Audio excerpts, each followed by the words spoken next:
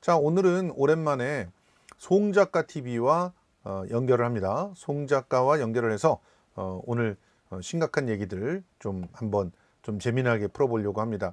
자, 이세창, 이원창 이 두 사람에 대해서 확실하게 우리가 알지 않으면 이 지금 현재 이세창 게이트를 제대로 정리할 수가 없습니다. 그래서 송 작가님이 잠도 안 자고 지금 기다리고 계셨습니다. 자, 전화 연결 해볼게요.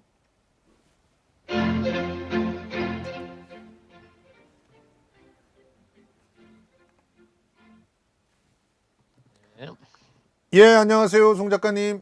네, 안녕하세요. 예, 그래도 졸음이 좀 깬 목소리가 되셨네요. 예. 네, 근데 여전히 졸려요. 아,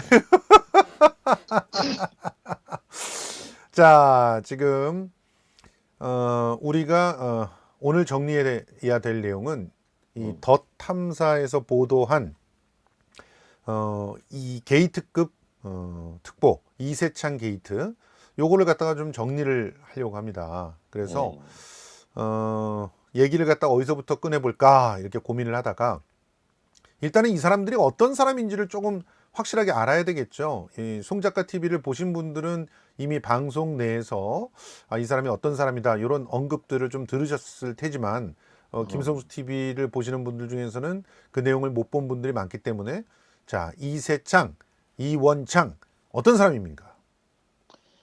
일단 그 이세창 한국자유총연맹의 그 전체적인 그 이사장은 아니고 이사장 대리를 2018년에 했던 사람입니다. 예, 그렇습니다. 네, 근데 이 사람이 한국자유총연맹이라고 하는 데에 송파 지부장으로 온 게 예, 2009년도예요.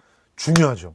네, 2009년도에 정치 역사에 등장합니다. 그렇죠? 그렇죠. 예, 그래서 불과 아무리 이제 뭐 그때 당시만 하더라도 송파구의 위치가 그렇게 중요하게 인식이 안 되던 사람이 10년이 안 돼가지고 예. 나중에 이제 실질적인 시장의 총연맹의 이사장 대리까지 올라가거든요. 근데 취임은 못했어요. 그때 당시 이사장은 김경재 네, 총재였죠. 그래서 김경재 총재가 이제 임기를 앞두고 임기를 좀 남겨놓고 자진 사퇴하는 사태가 벌어지니까 이 1년 이세창이라는 사람, 정도 그렇죠, 남은 임기를 대행을 했는데 그렇죠, 권한대행을 했죠. 예. 본인은 이제 총재 자리에 오르고 싶었으나 예, 못 올랐죠. 정권이 바뀌었기 때문에. 예, 뭐 예, 정권 바뀐 것도 있겠습니다만 이 사람이 양력이 너무 없어요. 그렇죠. 정말 그 일상적인 정치인이라든지 이런 사람들 보면 예, 자기 양력들을 일부러라도 이렇게 올려놓잖아요. 그렇죠. 이분을 털면 음, 학력부터 출신지가 전주인 거 말고는 예, 아무것도 안 나옵니다. 아무것도 안 나와. 네. 진짜 그 본인이 했던 무슨 자료를 뭐 찾기가 굉장히 네. 힘들었어요. 예, 맞습니다. 그리고 그런 상황에서 이 사람이 자, 어떠한 백으로 그 음, 위치까지 올라갔는가 예. 하는 부분에서도 이거 알 수가 없다는 거죠. 그래서 유일한 백이라고 하면은 형이죠, 형. 그래서 유일한 백으로 볼 수 있는 게 예, 친형인 이원창입니다. 예, 예, 그럼 이원창은 어떤 사람인가를 좀 이해를 해야 될 텐데요. 예, 일단은 쉽게 말해서 기자 출신입니다. 예. 경향신문과 경향신문에 있었어요. MBC 기자를 했다고 하는데 예, 뭐 어느 정도 실력은 인정받았던 것 같아요. 그래서 예, 관훈 클럽 임원으로도 있었고 한데 예, 이 사람이 이회창 총재를 만나가지고 예. 이회창 총재의 특보로서 음. 그러니까 대변인과 특보로서 한 3년 정도 이회창 총재와 같이 정치를 합니다. 예, 그래서 그 이후에 2000년도에 16대 총선에서 전국구 공천을 받아가지고 예. 국회의원 자리에 오르게 되는 거죠. 맞습니다. 네, 자, 지금 그래서 제가 그 국회의원에 도전했던 그 도표를 보여드리고 있는데 16대 국회의원 선거에 전국구 비례로 나와서 당선이 돼서 그 주로 활동했던 곳이 보니까 언론과 관련돼 있는 위원회 등등에서 활동을 했어요. 네, 그리고 2004년에 제17대 국회의원 선거 서울 송파 병에 나왔는데 낙선합니다. 그렇죠. 낙선하고 그리고 나서 정계는 계속 있었어요. 그리고 그 이후에 주목할 만한 곳이 어디였냐면 코바코. 음. 어. 광고공사 사장을 했죠. 맞습니다.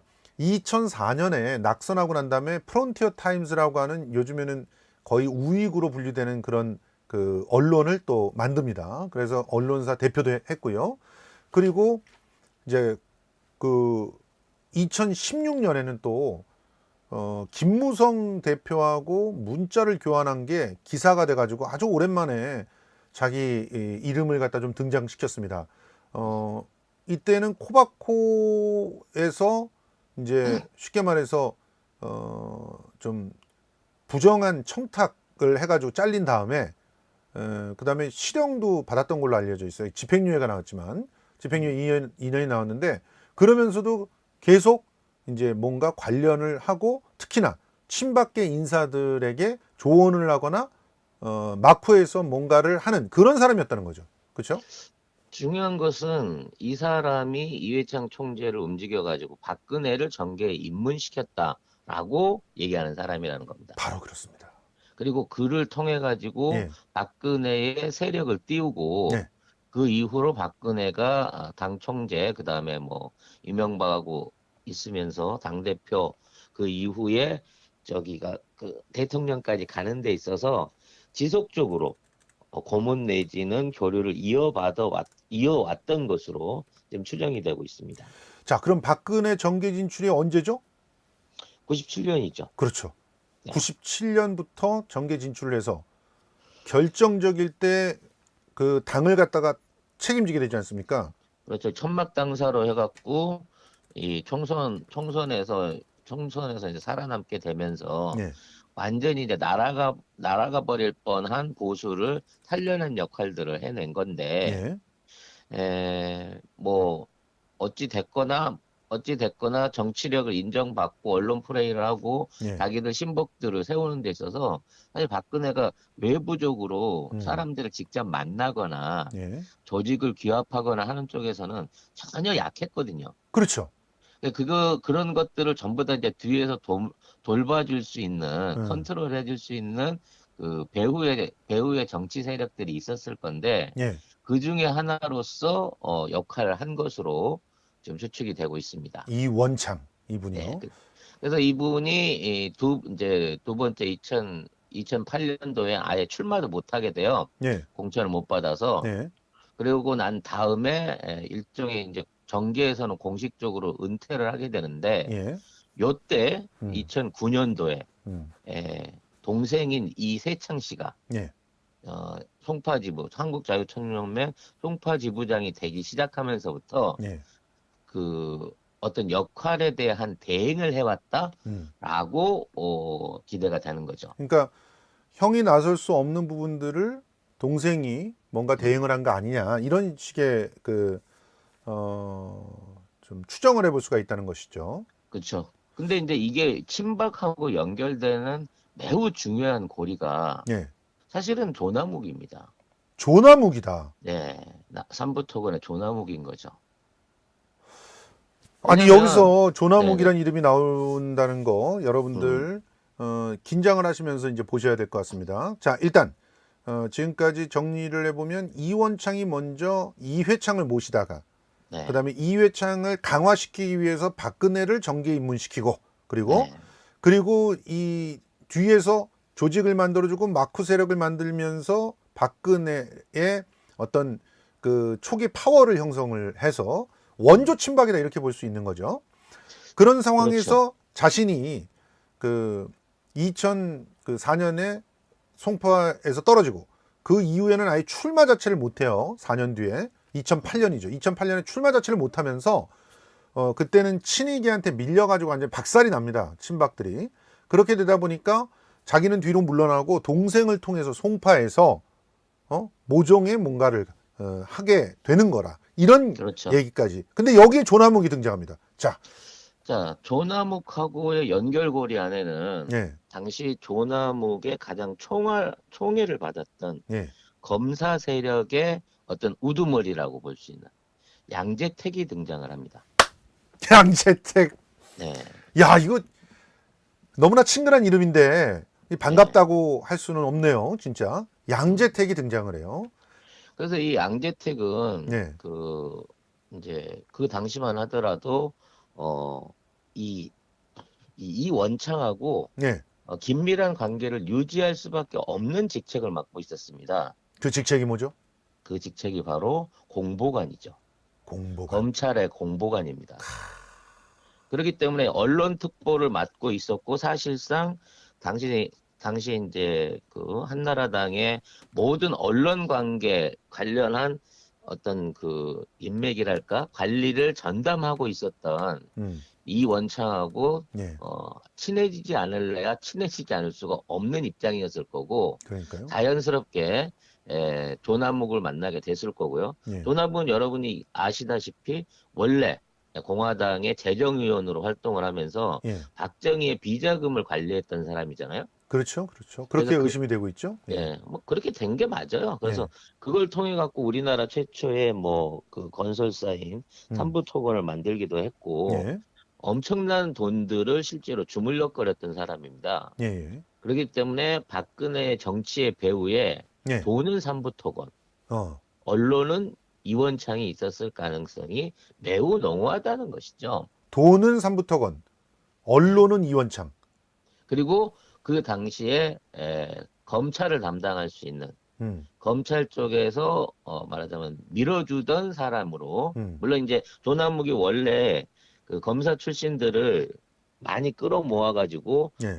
일단 조직으로 관리를 했던 거고 그 중에 이제 핵심으로 예. 핵심으로 차기 법무장관이나 검찰총장으로 키우던 사람이 결국은 양재택이었죠.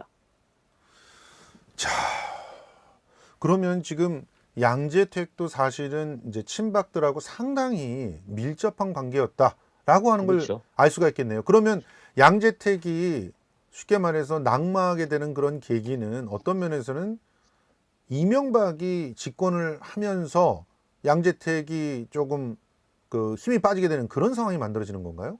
사실 이제 노무현 대통령 들어왔을 때 예, 검찰 측에서 이 사람은 이제 인수위 검사로 인수위 쪽에 보내요. 맞아요. 그 정도로 그래서 키워주는 거잖아요. 그래서 이제 차기 총장감으로 1순위로 올라가고 있었는데 예, 거기에서 이제 비리 연루 정황이 나와서 자천을 하게 되고 그렇죠. 자천을 해서 그만둔 시기가 2008년인 거죠. 그러니까 딱 이명박이 그리고 죽였다 이렇게 볼 수가 있는 거죠. 그렇죠. 예, 그리고 2008년도에 그만두고 나와가지고 예, 변호사 사무실을 채서 처음으로 한 게 예. 라마다 르네상스의 법률 고문을 하게 되는 거죠. 예. 이게 참 미묘한 시기죠. 2008년. 그러니까 2008년 9년도 이때 예, 친이계한테 물 먹었던 사람들이 예. 뭔가 새로운 건을 하기 위해서 모이게 되는데 그게 송파였잖아. 그렇죠. 그 그게 공간이 송파였다는 송파잖아. 얘기죠. 네. 그래서 그 공간 안에서 일종의 이제 영향력을 미치게 되는 거고 예, 그 당시에 이제 어느 정도 나이도 있었고 대외적 활동이 곤란했던 이원창은 예, 이세창을 불러 올려가지고 예, 뭔가 일들을 시켰을 것이고 예. 그와 관련된 그 친박계 내부 조직들은 그때부터 예. 어느 정도 이제 조성돼서 만들어졌다고 볼 수 있는 거죠. 그러면은 친박이라고 하는 세력들을 그 뒤에서 이제 마치 팬클럽인 양 막 육성하고 뭐 그러면서 거기에 대한 어떤 자금의 부분들을 갖다가 윤택하게 만들고 하는 그런 역할을 이세창 씨가 했을 가능성이 상당히 높다 이렇게 보시는 거군요. 실제 이세창 씨가 이제 뭐 형의 소개를 받아서 그렇겠지만 예, 뭐 조선일보를 비롯해서 뉴시스라든지 예, 경향신문 이런 쪽에 예. 막강한 영향력을 미치고 있고요. 그렇죠. 신문사로는 경인일보라든지 예, 전북신문 등등 지역신문사 등을 전부 다 이렇게 거의 장악하고 있다라고 하는 얘기가 있을 정도로 예. 언론 쪽에 상당한 발이 넓은 사람으로 지금 얘기가 되고 있습니다. 잠깐만요. 여기서 좀 정리해 보면 지금 언급하신 언론 중에 공통점이 있는 언론이 몇 개가 있어요. 네, 왜냐하면 전북신문, 전북신문에서 뉴시스, 네. 이렇게 이동을 해가지고 체육 박사를 딴 다음에 전북체육회 회장이 되신 분이 있어요. 음. 이 사람이 주식회사 PN의 대표입니다. 그럼 주식회사 PN이 뭐 하는 회사인지를 여러분들한테 쉽게 이해를 드리려고 하면 대통령실에 CI를 로고를, 만들었다는 네, 그 회사인데, 예. 그렇죠. 근데 그 회사인데, 1억 1천만 원 주고 예, 검찰 표시에다가 무궁화하고 봉황만 얼어갖고 음, 얹어갖고 1억 1천만 원을 받아낸 바로 그 회사인 거죠. 그렇습니다. 그분이 원래 전북일보의 기자였고, 그렇죠. 그리고 나중에 뉴시스 국제부로 가게 됩니다. 그리고 거기서 언론 커리어는 끝내지만 그 이후에 주식회사 PN을 만들어서 조경 디자인 이런 걸 먼저 해요. 조경이 굉장히 돈이 된다면서요. 뭐 부르는 게 값이니까요. 그러니까, 네, 결과적으로 조경 사업 같은 거는 예, 특별하게 이제 나무를 심고 뭐 이런 걸 하는 거기 때문에 예, 뭐 세무 추적을 한다 그래도 추적이 잘 안 되는 예, 보석상과 미술상과 함께 예, 돈 잘 되는 이게 돈 빼돌리기 좋은 사업 중에 대표거든요. 그렇죠. 네. 그리고 이게 뭐 또 이거 광급 공공에서는 반드시 조경을 해야 되고, 그래서 광급공사 하나만 따면 그냥 예, 재벌되는 회사가 조경회사인 거예요. 근데 그 조경회사가 예. 뭐 한다고 저기를 했을까요? 대통령실 대통령실 CI를, CI를 만들었을까요? 지금 아마 한남정 사저라든지 예, 아마 그 용산에 있는 현재 집무실 주변에 있는 조경에도 예. 어느 정도 나중에 파보면 영향력을 발휘하지 않았을까 하는 생각을 해봅니다. 지금 조경을 계약을 갖다 뒤져봐야 되겠네, 진짜 그렇죠. 그러면. 조경 계약을 뒤져봐야 되는 거죠. 어떤 방식으로 어느 업체랑 했는지. 수의 계약을 했는지. 음. 와, 근데 그만큼 자금 관리를 탄탄히 하고 있다는 거죠. 그래서 이게 이제 말씀을 좀 이어가자 이어가 보면, 보자고요. 예, 야, 친박계들이 이 권토중래 해야 될 그 시기가 예, 2008년도 즈음이었고, 예, 사실 이제 그때쯤 가면 삼부통일 많이 힘들어요. 맞아요. 뭐 좀 돌이켜보면 여러 가지 사건들도 많이 있고, 예, 뭐 별의별 얘기들이 다 나오지만, 그러한 친박들이 이게 친박계에 대한 탄압으로 삼부토건이 힘들어졌을 수도 있죠. 그럴 수도 그런 있죠. 와중에서도 박근혜는 아주 뭐랄까 착실하게 의정 활동을 해 나가면서 예, 일종의 당대표로서 당의 주력으로서 역할들을 해 나가면서 정치적 입지를 키우죠. 그렇습니다. 그때 이제 동생으로 따라다니는 똘마니가 지금의 윤상현인 거고요. 맞아요. 근데 이제 요 시기 때, 예, 자, 더 이상 돈이 안 나오는 요 시기 때, 예, 묘하게도 박근혜가 주력해서 만들어낸 사업체가 있습니다. 예.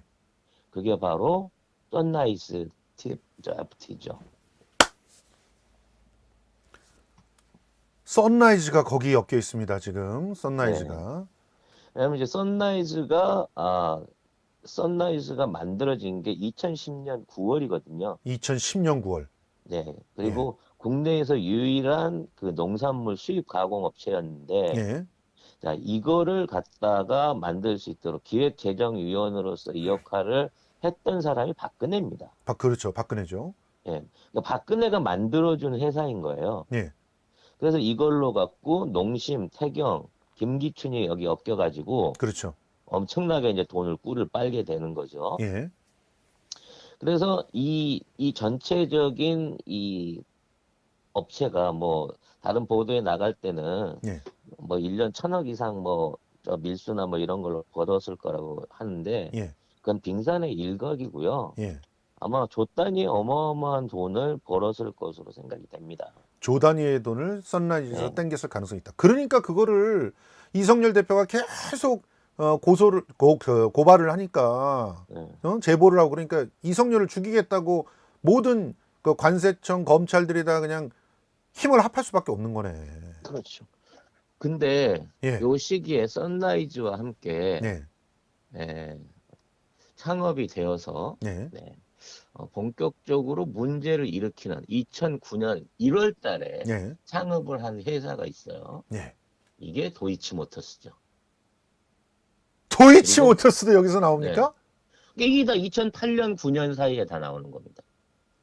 선라이즈는 그리고 2010년, 네, 2009년에 도이치모터스. 그렇죠. 근데 선라이즈가 그 뭐야 그 강탈한 그 평택의 땅에 도이치모터스가 차를 갖다 놓고 막 이랬단 말이죠? 그렇죠. 그러니까 여태까지만 해도 도이치모터스는 이제 권오수 회장하고 예. 최은순 거라고 보여지는데 예. 동업을 했거나 아니면 최은순이 돈이거나 예. 비슷한 이러한 그 사업체들의 연결고리가 다 삼부토군 조남욱 회장을 통한 인맥이었다는 거죠. 그렇다. 네. 진짜. 조나묵을 거기다 딱 집어넣고 나니까 모든 퍼즐들이 다 풀리는군요. 이게 하나의 저수지가 되는 거죠. 그렇네요. 마중물이 되는 거죠. 조남욱의 삼부토군이. 어. 그래서 김건희의 본격적인 일종의 이제 주가 조작이 예. 일어나는 게 2009년 5월 달부터 일어나는 거죠. 장외 주식을 그렇죠. 8억 원어치 사기 시작하면서. 예. 그래서 이게 2013년까지 예. 2013년 7월까지 예. 지속적으로 김건희는 도이치모터와 도이치모터의 자회사 주식들을 예. 쪼물딱쪼물딱 하면서 예. 돈벌이를 하게 되는 겁니다. 자, 그러면 이런 상황 속에서 우리가 지금 더 탐사의 보도랑 같이 비추어서 보면서 이 보도의 중요성을 갖다가 좀 따져보자면, 자, 우선 첫 번째 키워드가 재단이라고 하는 말이 나왔잖아요. 네, 이 재단이라고 하는 말이 돈을 움직이는 거 아닙니까? 그렇죠. 그리고 그 정확한 말을 첼리스트가 녹취록에서 해요. 이 사람이 돈을 움직이는 사람이야. 그렇죠. 재단 같은 거 만드는 사람이야. 이런 얘기를 해요. 그러니까 이제 여기서 다시 얘기를 해볼 수 있는 건데, 예. 자, 국정농단 사건에 박영수를 비롯해갖고 예. 윤석열이 투입됐을 때, 예. 이 사람들이 전부 다 조나묵한테 밥 빌어먹고 살던 사람들이란 말이야. 예. 예. 윤석열은 2005년부터 그랬고 아마 박영수는 양재택하고 비슷한 시기부터일 거라고 추산이 됩니다. 예. 예. 그러면 그 애들이 조사하는 과정 중에 빠져나간 몇몇 그룹들과 재산들이 있어요. 그렇겠죠. 그러니까 현찰로 추정되는 계좌에 대해서는 현금은 하나도 안 건드렸어요. 일단. 현금 자산에 대해서는 압류가 없습니다. 가령 그 부산저축은행 같은 게 대표적인 거죠. 그렇죠? 네. 그러니까 최순실이 보유했을 어마어마한 돈들이 있을 건데 그렇죠. 현금이나 현금성 자산에 대해서는 압류가 전혀 없었다는 거죠. 심지어 독일에 10조 원이 있다고 하는데 예. 독일 정부가 그걸 갖다가 말하자면 다 찾아놨으니까 받아가세요 하는데도 지금 인수를 안 하고 거기 그대로 있다는 거거든요. 예. 예. 그 얘기는 뭐냐면 실제 이 조사 과정 중에 예. 최순실이 뭔가 이와 연관해가지고 예. 일종의 명의 변경 내지는 또는 어떤 신탁 같은 형태로 해가지고 예. 이 자산을 누구한테 맡긴 게 아니냐라는 의심을 해보게 된다는 거죠. 그러면 그거를 담당하고 맡아서 주물럭거리고 있는 사람이 예. 말하자면 지금 방금 설명했던 그 그룹 안에 있을 건데 그렇죠. 그 그룹의 어떤 실무자가 예. 이세창 아들이 아니냐라는 증거가 도이치모터스 당시에 최은순 자금을 움직였던 사람이 예. 실제 이제 다른 이제 뉴스타파요? 다른 뉴스타파에서 한 얘기긴 합니다만 예. 제가 한 얘기 아니에요. 예. 그분들 주장은 예. 실제 그 안에서 통화나 계좌를 움직이는데 이세창 씨 아들인 이지우 씨가 연관돼 있다라는 얘기가 나오고 있는 거예요. 뉴스타파에서 이미 보도가 된 내용입니다. 네. 그 이지우라고 하는 사람이 이세창의 아들이라면 결국은 도이치모터스 주가 조작 사건에 이세창이 어느 정도는 최소한 인지를 하고 있거나 연루가 되어 있거나 그랬을 가능성이 높다는 거죠. 그러니까 도이치모터스를 지금 수사를 못하네. 그렇죠. 그러니까 2009년도 당시에 있었는데 그 당시부터 이세창과 이세창의 아들이 거기에 계좌 관리를 할 정도라고 하면 예.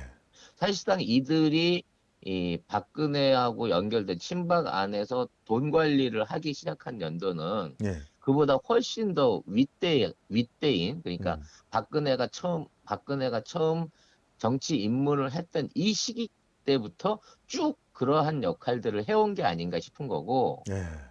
그 자금들이 실제로 최은순한테 넘어갔다는 이제 의혹들은 계속 있잖아요. 그렇죠. 쉽게 선라이즈가 말해서 최은순한테 넘어갔다는. 예.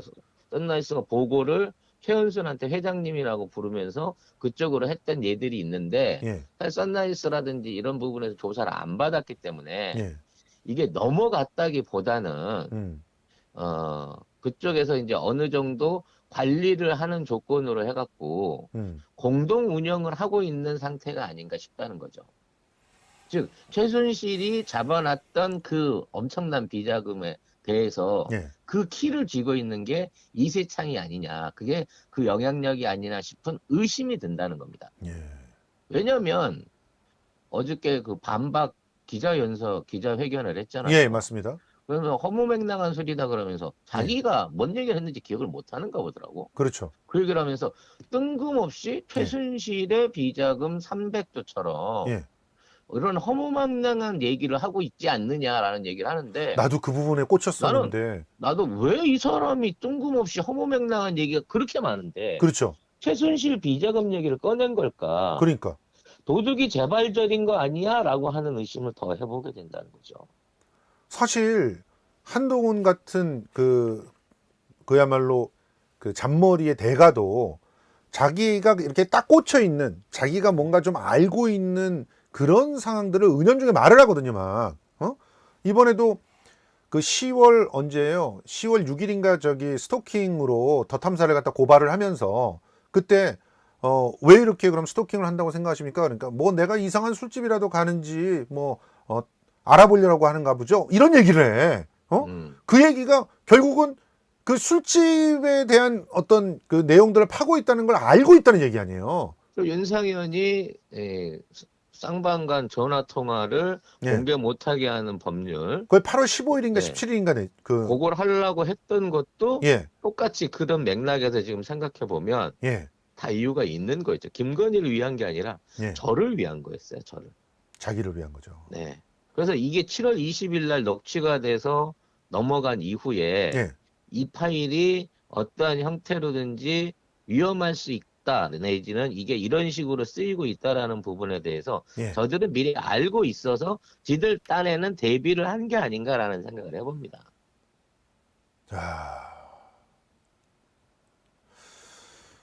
자, 그러면 윤상현에 대해서 이제 얘기를 해보자 이거예요. 두 번째 키워드가 윤상현인데, 네.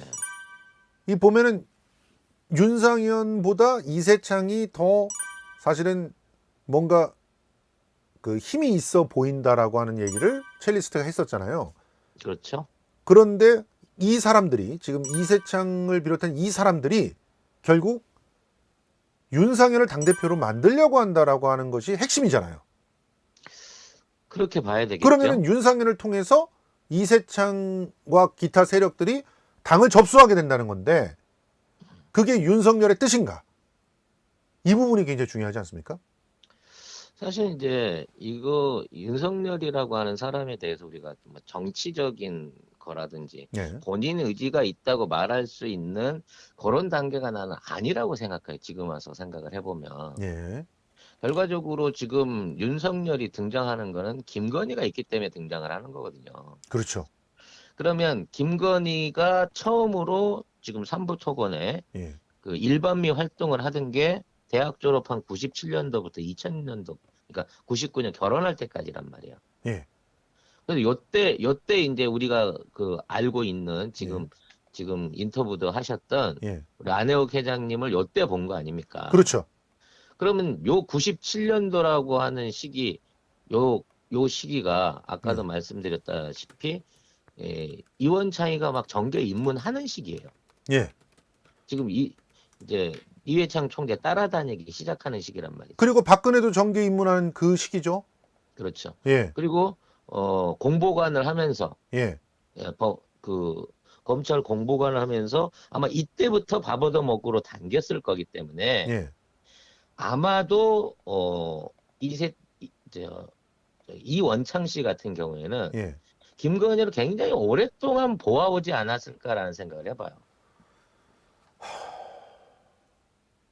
그리고 그 당시에 김건희하고 이제 지금 누구냐 양재택하고 양재택이요. 본격적인 음, 그 동거에 들어갈 때 음, 이게 이제 2002년도 전인데 음, 그 2001년도부터 이제 다시 나가기 시작했으니까 예, 그 단계에서 둘이 동거를 했다고 하면 음. 이원창 씨는 아마 이 둘의 관계를 보고 알고 있을 거라는 얘기죠. 그러니까요. 그러다가 나중에 이제 양재택 검사하고 2004년도 가서 대선 아크로비스타 306호에서 동거를 시작했다라고 하는 의심을 받고 있는 거잖아요. 그렇죠. 그러니까 이 기간들 속에서 나는 윤석열보다 김건희를 먼저 이원창이라는 인물이 알았을 걸로 생각을 해요. 윤석열보다도 먼저. 그렇죠. 왜냐면 그렇죠. 이제 윤석열은 양대택 검사가 꺾어지고 난 2008년도 이후에 말하자면 본격적으로 사귀게 되는 거잖아요. 그렇죠. 예. 그 이전까지는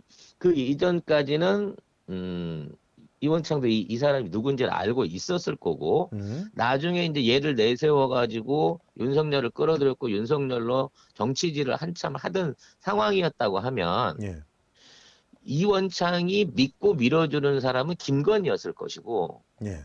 김건희가 사실상 윤석열의 배우 역할을 자처했을 거란 말이죠. 아하, 그러니까 직접 윤석열한테 돈을 주는 스타일이 아니고 예, 김건희를 통해서 조정하려고 했을 가능성이 높다는 겁니다. 아하, 그렇다고 치면 전권은 윤석열한테 전혀 없는 거죠.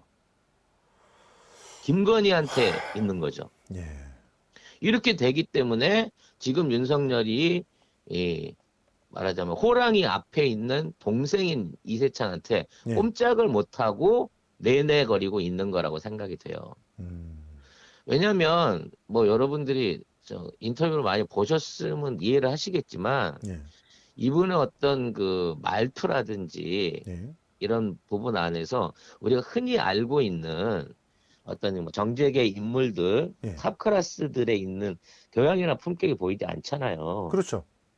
그러니까 지금까지도 이 배우 안에는 이원창 씨가 있는 거예요. 80이 넘었는데도. 예, 예, 그래서 이원창 씨가 그 최근 사태에 대해서 뭐 어저께 인터뷰를 한 내용을 듣고 예, 깜짝 놀라가지고 예, 거기에 대해서 주변 사람들한테 이제 아니 우리 동생이 그럴 리가 없는데 이러면서 예, 예, 이렇게 수습 대책을 지금 찾고 있다고 얘기가 나오고 있고 예, 그와 동시에 지금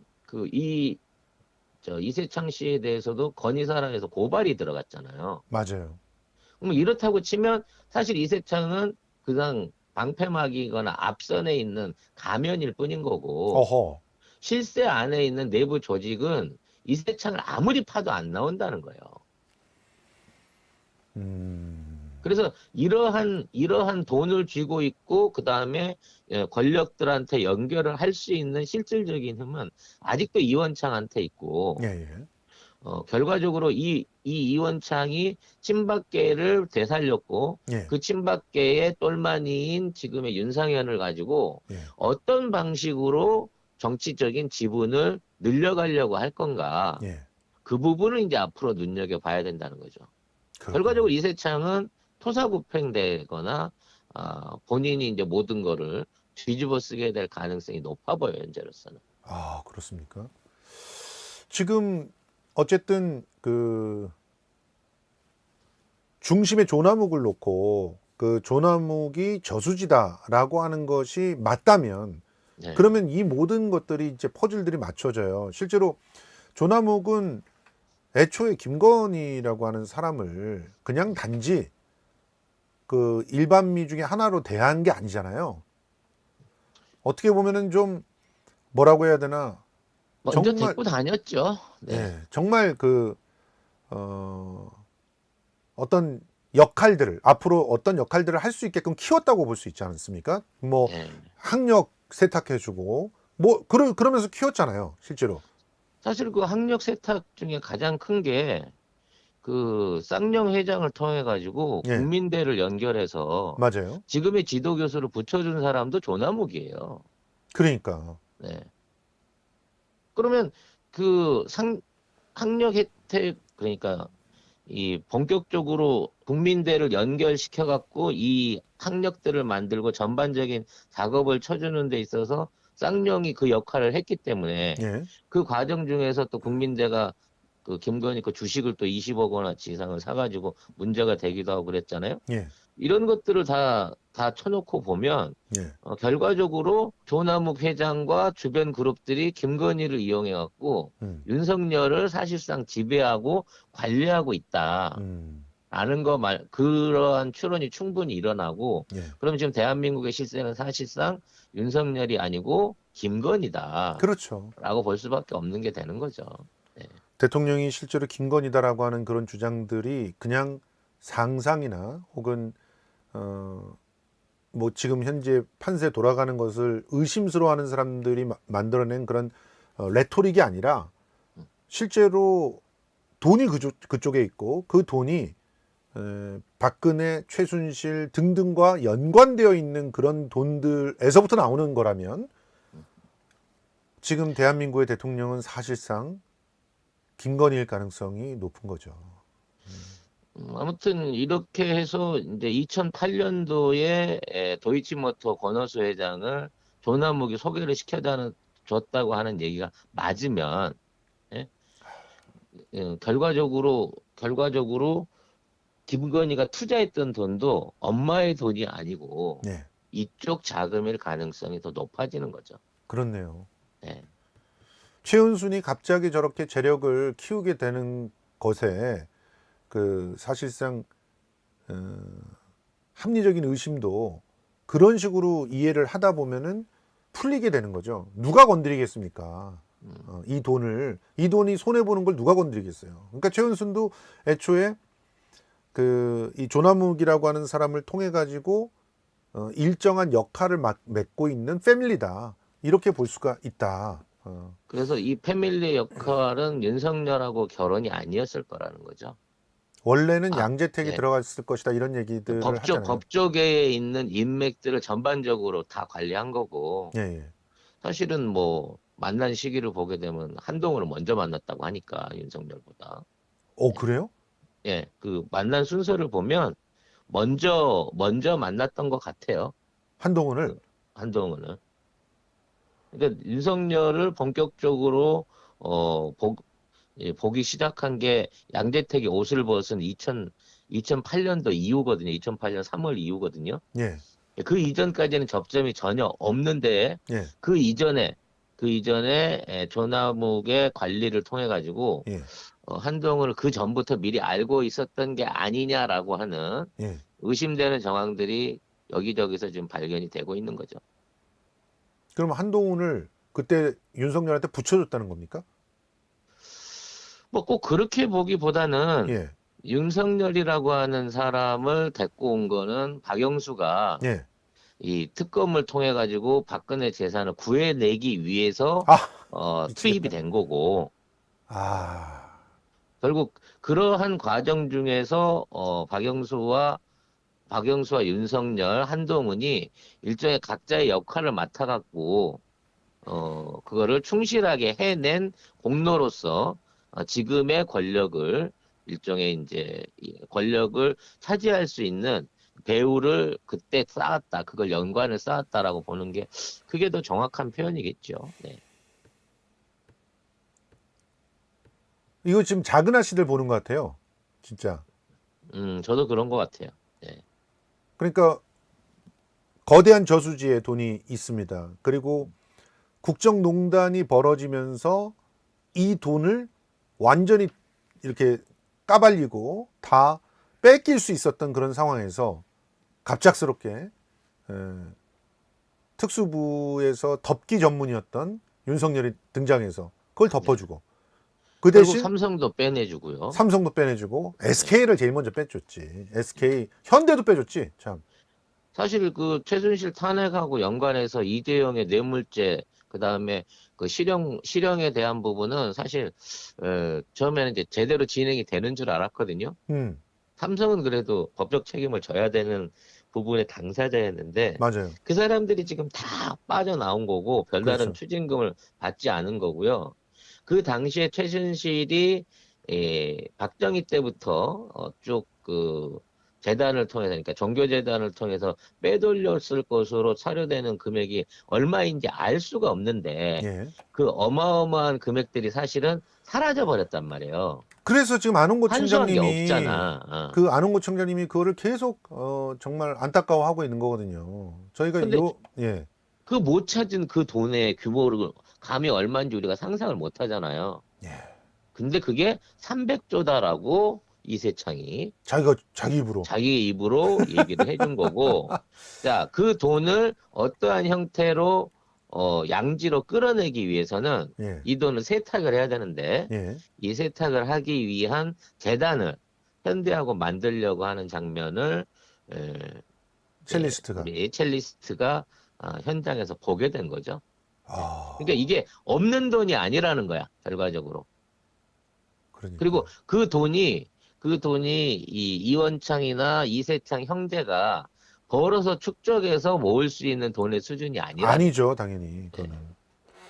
아니 생각해보세요. 이원창 같은 사람이 한 일이 기껏 해봤자 코바코 관광공사 사장하고 코바코 공사 사장하고 뭐 이 정도밖에 없거든요. 그러니까 그런 큰 돈을 움직이거나 만질 수 있는 상황이 아니에요. 그리고 최은순 같은 경우도 솔직히 남편이 죽기 전에는 뭐 포장마차를 했다는 등 뭐 이런 정도의 사람이거든요. 네. 근데 분명히 남편이 뭔가 그 조남욱 회장과 이렇게 엮일 수 있는 어떤 계기를 마련해 준 것 같긴 합니다. 그 남편의 그때 당시 직업이나 이런 것들을 갖다 좀 다시 한번 정리를 좀 해봐야 될 것 같은데. 근데 뭐 양평군 공무원이었다고 하니까 그렇죠. 아마 뭐 토지 개발이라든지 뭐 이런 걸 통해 가지고 예. 뭔가 인연을 맺었을 수는 있죠. 그러니까 조남욱과 어찌 이전에 됐거나 예.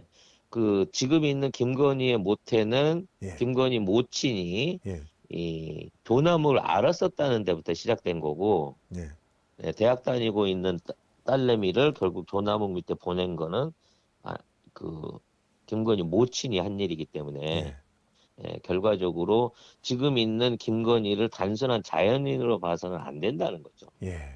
상당히 눈에 보이지 않는 음지의 정치 활동을 해온 예. 매우 노쇠한 정치인이고 예. 그만큼의 좀 어설프긴 하지만 예. 조직과 조직 관리를 해왔었던 사람이라는 생각이 들어요.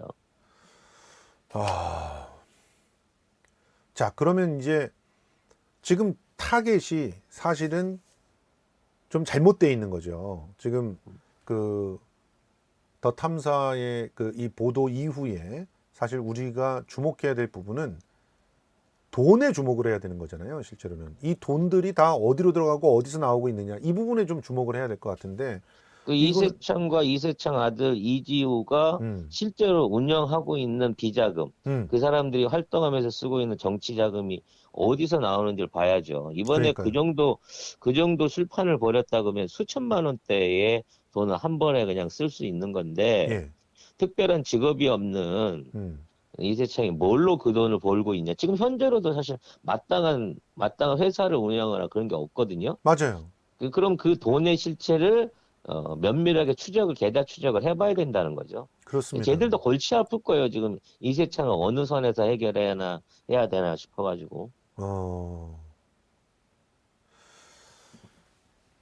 핵심 포인트는 돈이다. 그렇죠. 그 돈을 뿌리가 어디 있는지를 파헤쳐야 된다. 그러니까 이게 진짜 우리 안홍구 청장님이 가슴을 치고 너무 아쉬워하는 것 중에 하나가 그 결정적인 순간에 윤석열, 박영수가 덮기도 했지만 민주당 측에서도 더 모질게 그거를 갖다 파헤치지 못했어요.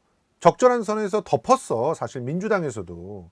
아니 당대표가 삼부토건 그 대표이사 형인데 그걸 어떻게 파겠어요? 그러니까요.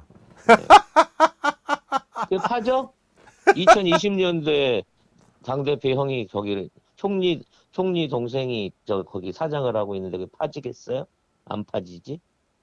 그러니까 총리 동생을 사장을 시킨 거야. 그분도 그렇지. 사장이 될 만한 사람이 아니잖아요, 솔직히.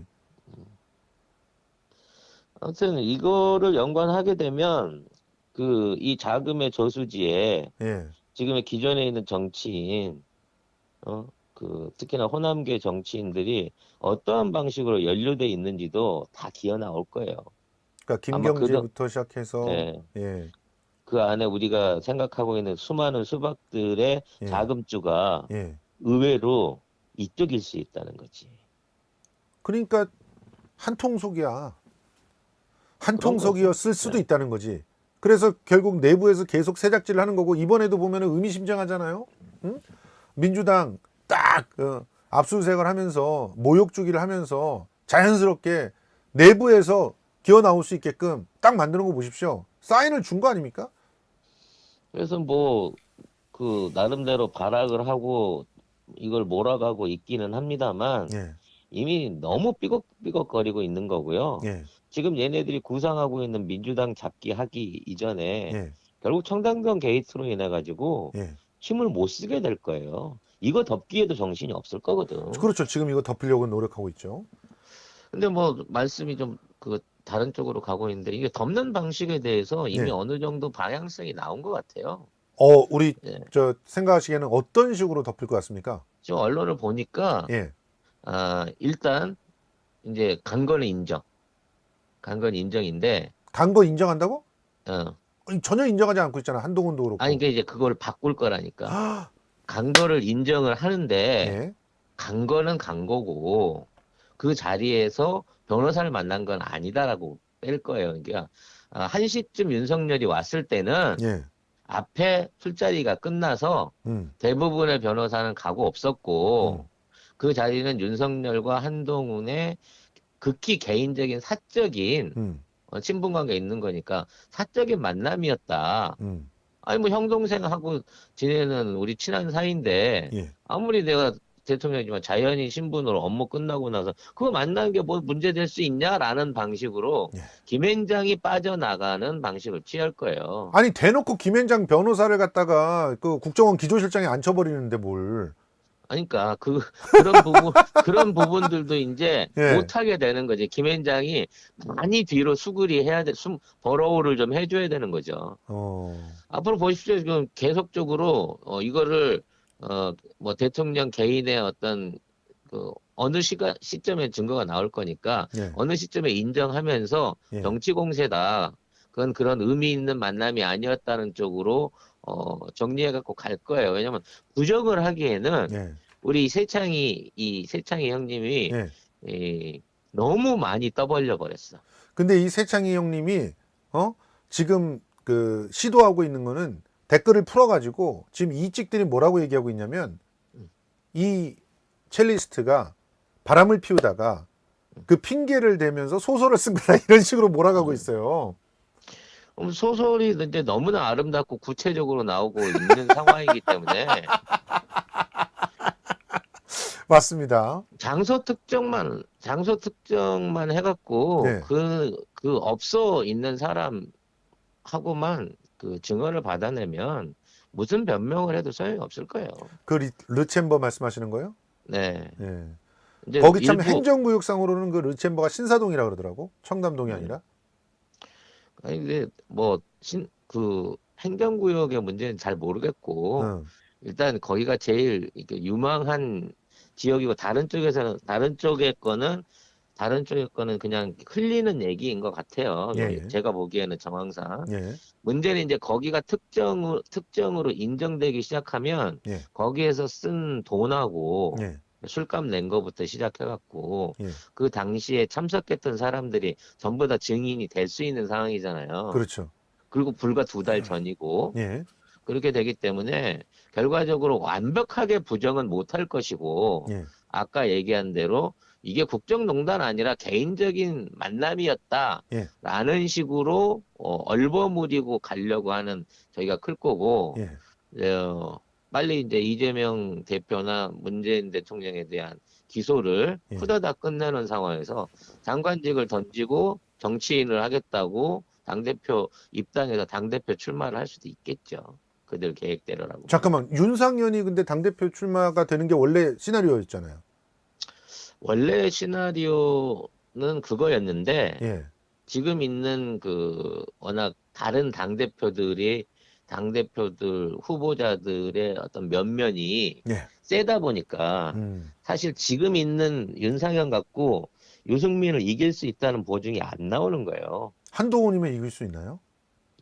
의외로 한동훈은 뭐 지네들이 자체적으로 조사해서 돌려본 결과로는 이미지가 좋다라고 하는 결과치가 있나 봐요. 조수진 그래서 같은 경우가. 그래서 오히려 한동훈 카드를 쓰는 게 낫고 음, 이제 윤상현은 처음에는 앞에서 페이스메이커를 하다가 음. 한동훈 손 들어주는 역할로 이게 변신하게 되는 아마 그런 시나리오를 짜고 있는 게 아닌가 싶습니다. 예. 알겠습니다. 지금 어쨌든 긴 시간 동안 굉장히 알아듣기 쉽게 잘 정리를 해주셔서 너무 감사하고요. 뭐 이 내용들은 이미 언론에다 등장했던 것들을 토대로 해서 그림을 그려본 추론을 겁니다. 해본 거죠. 예, 왜냐면 추론입니다. 추론. 그 시간대에 예, 묘하게 이게 2009년대 예, 그리고 1998년 7년대 예, 요때에 등장했던 정치에 등장을 했거나 주변에 등장을 했었던 인물들을 음, 같은 시기에 쭉 이렇게 엮어놓고 보니까 예, 얘들이 공동으로 사업을 벌이고 동동으로 돈을 헤쳐먹고 뭔가 같은 시기에 변화가 많았었구나라고 하는 것들이 하나의 나온다. 그림으로 보이는 거죠. 특히나 사무실은 빼박이야. 왜냐면은 그 송파에 출마를 하면서 그 사무실이 하필이면은 최은순이 신접 살림을 갖다가 꾸며주겠다고 했던 그 아파트 옆이라면서요. 그렇죠. 예, 그거를 아마 어느 정도는 감안하고 거기를. 그런 것들 maybe 이루어지지 않았나 싶은 거죠. 그렇습니다. 그런 게 가만 안 되고 장소를 정하지 않잖아요. 그분들은 거꾸로 특히나. 말하면 예, 거꾸로 말하면 오히려 그 집은 최은순이 장만한 게 아니라 예, 최은순이 명예를 빌려가지고 예. 사실상 그 전주가 최은순한테 일을 준 거지. 네 아, 이름으로 집을 하나 해갖고 그거 해놔라. 내가 쓸라니까. 와, 요게 오히려 더 맞는 시나리오가 아닌가 싶어요. 제 계산으로. 그때 같으면. 왜냐면 그때도 사실 최은순이 그렇게 돈이 있다고 하는 그림이 안 나오거든요. 예, 그러니까 그 당시에 있던 최은순 모녀의 뭐 주가 조작도 그 시기에 있었고 그 집 사는 것도 그 시기에 있었지만 그만한 돈을 쓸 수 있을 만큼의 재력을 확보했다라고 하는 아무런 증거가 없어요. 그렇기 맞습니다. 때문에 네. 오히려 이 돈은 이쪽 라인 돈일 가능성이 더 크다는 거죠. 알겠습니다. 그네 친박 라인 돈. 오늘도 이렇게 뭐 사실은 한 30분만 통화를 하려고 그랬는데 너무 길어졌네요. 근데 근데 예, 지금 그 하고 계시는 일들 예, 중에 예, 이세창 씨의 그 전주 시절, 예, 네, 밝혀지지 않은 2009년 이전 시절에 대한 제보들을 예, 지금 쭉 그 김성수 TV로 제보해달라고 얘기를 하고 있는데 예. 그에 관련해서 개인적인 그분의 그 사생활이나 과거 이력에 대한 내용은 아직 제보 들어온 게 없는가요? 예, 개인적인 그런 어떤 제보들은 아직은 들어오는 게 없습니다. 지금 전주 쪽에 그 취재를 위해서 이제 몇몇 분들과 좀 소통을 하고 있는데요. 그런데 확실한 건 전주 쪽에서 이러저러한 그 어떤 업소를 갖다 운영했던 얘기는 나오더라고요. 음, 이세창 씨가. 근데 그 업소가 네, 사실 뭐라고 해야 됩니까? 예. 그냥 자영업이나 이런 그 일상적이고 평범한 자영업이나 이런 게 아니에요.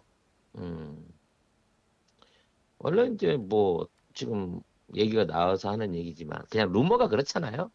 그렇죠. 그쪽에 그 조직원이었다고. 예, 예, 그래서 이제 뭐 오고리파 얘기도 나오고 뭐 여러 가지 예, 얘기들이 있는데 예, 저는 이제 오고리파 하면은 생각나는 게 예.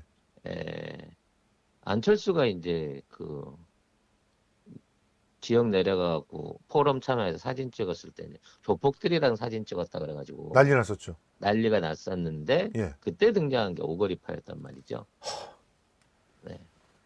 그렇게 그러면 되다 예, 보니까 예, 사실 그때 그 시기가 범죄와의 전쟁으로 해갖고 지역 그 조직들이 막 와해되고 막 쓰러질 때거든요. 예, 전북이 원래 그 어떤 조폭의 메카예요. 예.